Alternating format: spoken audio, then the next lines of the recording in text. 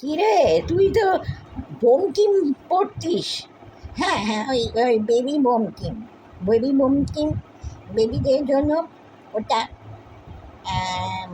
আমাকে বলা হতো বেবি বঙ্কিম আর তার সঙ্গে ব্যোমকেশ।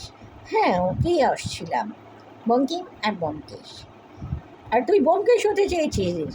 হ্যাঁ হ্যাঁ হ্যাঁ, আমি ব্যোমকেশ হতে চাই। এখানে কই মিস্ত্রি, সেখানে কই মিস্ত্রি।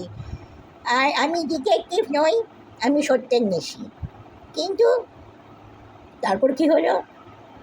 তারপর আমি দেখলাম ওই আমি পুচলুরাম হতে চাই এখন। কেন পরশুরাম দেখেছি, মানে ব্যোমকেশও হব, কিন্তু পুচলুরামও হব। আর আর পরশুরাম লাল সুতো পরে, আমি লাল সুতো পরবো। ব্যোমকেশ বঙ্কিম আর ফেলুদাও ভালো।